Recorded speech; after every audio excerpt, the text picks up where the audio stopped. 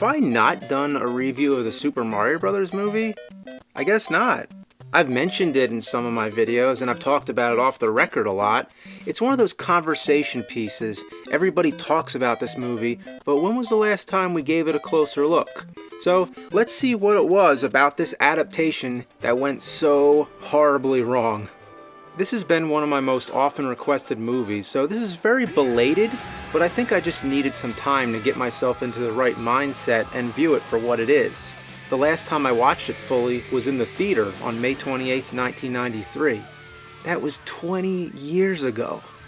Today, younger generations discover this movie as some weird artifact from the 90s, like, hey, you know there was a Super Mario Bros. Movie? I've actually gotten emails like that. And yeah, this movie was a big deal when it came out. It wasn't something that just passed by under the radar. It had lots of promotion and merchandise. I must have seen that commercial on TV like 1,000 times. Even Megadeth had a song on the soundtrack album. Of course, then the movie came out, it flopped, it faded into obscurity, and then with the advent of the internet, was resurrected into a cult phenomenon. It was the first time a video game had ever been adapted into a feature live-action film. There were movies before it like Tron, War Games, Cloak and Dagger, and The Wizard, which were movies about video games, but this was the first adaptation of a specific game. Imagine if you were a screenwriter assigned to the task of adapting this, and there was no pre-existing example of how to make a game into a movie. At face value, the game is two guys running around, hitting blocks, jumping on turtles, and getting mushrooms. What do you do with that? So the writers took many liberties and came up with their own story. It starts with the Super Mario Bros. Music, the only time you ever hear it in the movie, and it's not a newly composed cinematic version, but instead just the same exact 8-bit music from the original game. It's just something to trick you into thinking that the movie's gonna be like the game when it isn't at all. Then all of a sudden, we're getting an animated history lesson about the dinosaurs. What the hell happened? Then we jump ahead to present-day Brooklyn where we meet Mario and Luigi, played by Bob Hoskins and John Leguizamo. Some people may not like the choice of casting, but honestly, I don't think it's that bad. I especially like Bob Hoskins, but if you want to see a better movie with him, see Who Framed Roger Rabbit. He is amazing in that. From what I gathered, he hated this movie. He once said in an interview, "The worst thing I ever did? Super Mario Brothers. It was a fucking nightmare. The whole experience was a nightmare." And from what I heard in John Leguizamo's book, he says that it was such a negative experience that to dull the pain, both of them were always drinking scotch on the set. So perhaps Bob Hoskins became the real-life Eddie Valiant. The two of them almost have a chemistry together. It's no Lethal Weapon, but there's something there. While the video games hint that the Mario Brothers are plumbers, the movie makes it explicitly clear. They sure are plumbers. If there's one thing the movie follows from the games, it's the thing the games play up the least. It also explains why they're called the Mario Brothers, because both their last names are Mario. You know what? I never thought of that. Why are they called the Mario Brothers? That would be like if I had a brother named Tim and we called ourselves the Tim Brothers instead of by our surname. It doesn't make any sense, but did we need the movie to make sense of it? Would anyone be confused if they didn't get that out of the way? It's like the movie's taking a stab at the games. It doesn't adapt from the games very well, but they sure did a good job of parodying it. Luigi has a love interest, a girl who's digging for dinosaur bones underneath the Brooklyn Bridge. Alright, look, if I try to explain all this, I'll be here all day. So, look, she's the princess Princess Daisy. Strange that Luigi has a love interest and not Mario, but in the film portrayal it does make more sense that way. One minor thing, since we're on the topic of how the movie relates to the game, why did they pick Princess Daisy from the Game Boy version Super Mario Land and not the more famous Princess Toadstool? And that's right, I said Princess Toadstool because that's what she was called back then. I know in Japan she was always Princess Peach, but instead we got Princess Toadstool. Very attractive name for a princess. Might as well be Princess Frog Shit. Then there's the villain played by Dennis Hopper, who they refer to as Koopa. There's a couple things here that don't add up. The first is minor, the name. While this is a live-action film and is a different take on it, we all expected the villain to be Bowser. That's what he was always known as in the games. I distinctly remember the original instruction manual called him Bowser, King of the Koopa. But here, He's just Koopa. But the thing that's more offsetting is, just look at them. Do these two things look alike? No! That's one of the common things that confuses people about this movie. Bowser is supposed to be a fire-spitting turtle-dragon hybrid. So why here is Bowser a human being? Well, first of all, he's not Bowser. He's Koopa. And second, he is a reptilian creature. He's descended from the T-Rex. You know, T-Rex, Bowser, close enough, right? And at the finale, he's zapped with a de-evolve gun.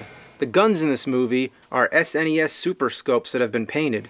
Anyway, this gun makes him de-evolve back into his reptilian self. And man, that effect is still cool. Some of the weird CG effects in this movie do heighten its enjoyability.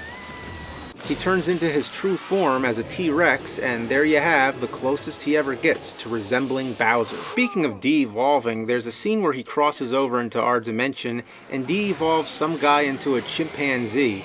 They could have had him turn into some kind of primal, prehistoric ape done with animatronics or a costume, but instead they used a live chimpanzee. Kinda cheap that he turns into an animal that's still around today. As for the king who once ruled this world, he was de-evolved back into fungus. That's right, his fungus has spread all over the city and tries to help the Mario Brothers, until he's evolved back and turns out to be Lance Hendrickson. As far as Dennis Hopper's performance goes, I don't know what it is, there's something I like about it. I can't explain it, and I think it's just because in the 90s, he was in Speed, he was in Waterworld, he was always playing the villain, so I just thought of him as the quintessential bad guy, and I'm unable to distance myself from it. I look at the movie and I just think, it's fucking Dennis Hopper. There's a running joke where he's waiting for a pizza, but it's not a joke because there's no payoff. It's like saying, why did the chicken cross the road? And then offering no punchline. As a kid I was confused, but now I think I finally get it. It's funny because it's so unfunny. And that's the way the whole movie is. It's just this awkward tone, and it's hilarious for that reason. Koopa has two henchmen, Iggy and Spike, who are also descended from dinosaurs. Iggy's name comes from Bowser's offspring in Super Mario Bros. 3, and Spike comes from that thing. So random. They're both idiots, played for comic relief, sort of like the burglars in Home Alone, but that's giving it too much credit. How come every movie I'm talking about is on this shelf? Okay, I think now that I introduced all the main characters, I can finally start telling you about the backstory, okay? So get this. In a nutshell, there was a meteor that wiped out the dinosaurs, but this meteor split the world into two parallel dimensions. In one dimension you have primates, and in the other you have the dinosaurs. Now, the primates evolved into people, and the dinosaurs evolved into these cold-blooded reptilian people that lay eggs and all that. So anyway, Koopa belongs to this dimension and wants to cross over and merge the two dimensions into one so he can take them both over. And to do this, he needs a piece of the original meteor that caused the dimensional split. Princess Daisy's been keeping it safe, so that's why Koopa captures the princess. And that was the biggest part of the game. Bowser captures the princess and the Mario Brothers have to go rescue her. So they got that part right, and they tried to elaborate on it to make a whole movie based around it. It's conventional, but it works. It's like in Star Wars when Darth Vader captures Princess Leia, because she has something he wants back. In this case, the plans to the Death Star. The part that throws me off is what's with all the dinosaur stuff? Why is it such a big part of the movie? The closest it comes to having any direct tie-in is with Yoshi. Technically, Yoshi can be considered a dinosaur, so it makes enough sense that his live-action counterpart would be just that. A generic-looking dinosaur. Although the animatronics are pretty cool. You know how today everything's always about zombies and aliens? Well, back then in the early 90s, everything was always about dinosaurs. They were everywhere. Super Mario Bros. Was released at the height of this dinosaur craze, just a couple weeks before Jurassic Park came out. And when Jurassic Park came out, everybody forgot about the Super Mario Bros. Movie pretty quickly. So how else does the movie relate to the game? Well, the Goombas are the complete opposite. Instead of big heads with small non-existent bodies, they have small heads with big bodies. It almost seemed like a conscious decision to make the movie as different as possible from the game. They're voiced by the unmistakable Frank Welker. Goombas aside, I really love these faces. I don't know how to put it. That just cracks me up. Remember Big Bertha, the giant fish from Super Mario Bros. 3? Well, in the movie, she's a bouncer at a bar who steals the meteor piece and wears it around her neck. Mario tries to get it back by dancing with her to distract her, and then... What the hell? Is that something you expect to see in the Super Mario Bros. Movie?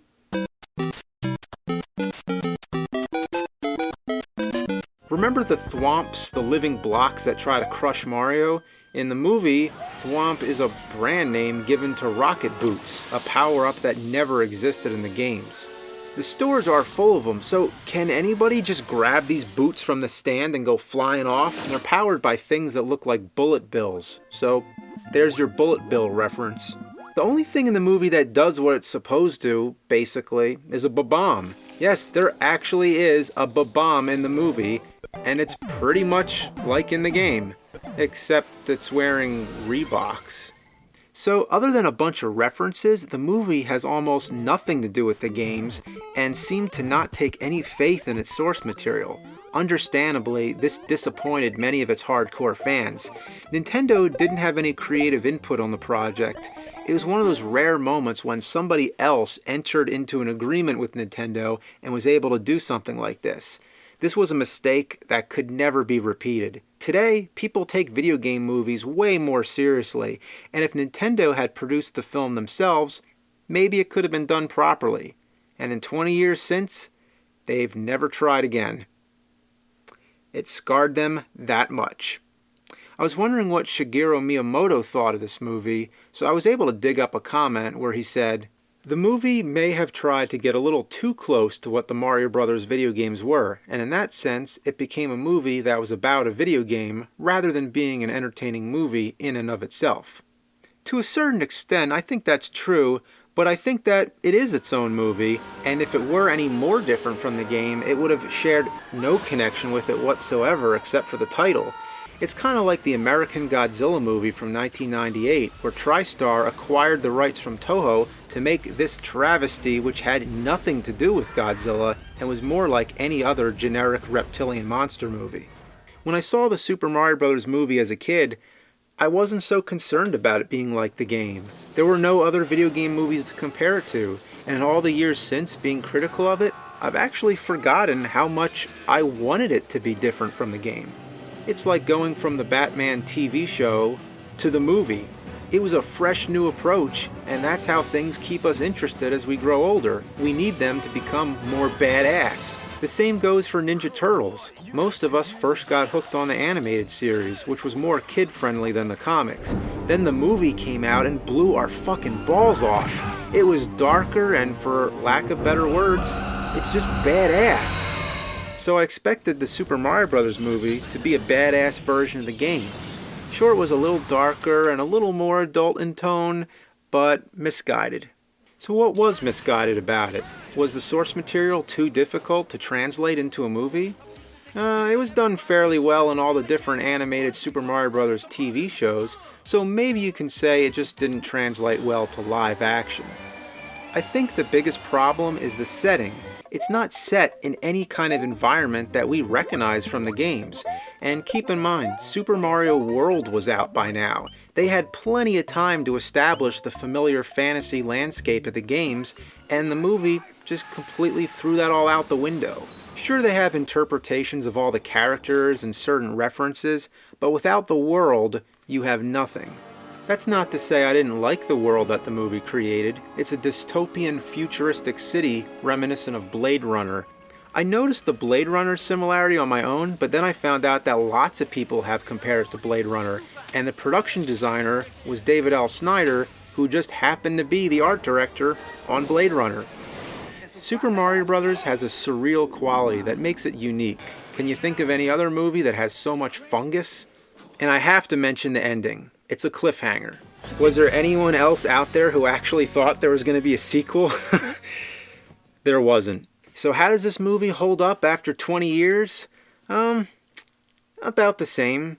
It's a terrible adaptation, but if you can distance yourself from it being a Super Mario Bros. Movie, you can get some enjoyment out of it. It's definitely watchable. It's not a total bore. It's not a great movie by any means, but it's not as bad as its reputation. Maybe it shouldn't have been called Super Mario Bros. And just been its own movie. But then again, if it wasn't called Super Mario Bros., we probably wouldn't be talking about it today. So the name, if anything, just helps preserve this movie. It's a time capsule of the 90s. Remember that thing? I used to have one of those. Hours of fun. And on a more serious note, in the alternate dimension, a damaged World Trade Center can be seen. Watching it today gives us a grim reminder to what happened in 2001, but also a reminder to the more carefree and innocent time when we were naive enough to think nothing like that could ever happen. Only in the movies. So, you can see this movie through a nostalgic filter or through a critical filter that the internet's helped with. I say, see it for yourself. See it for what it is, and always trust the fungus.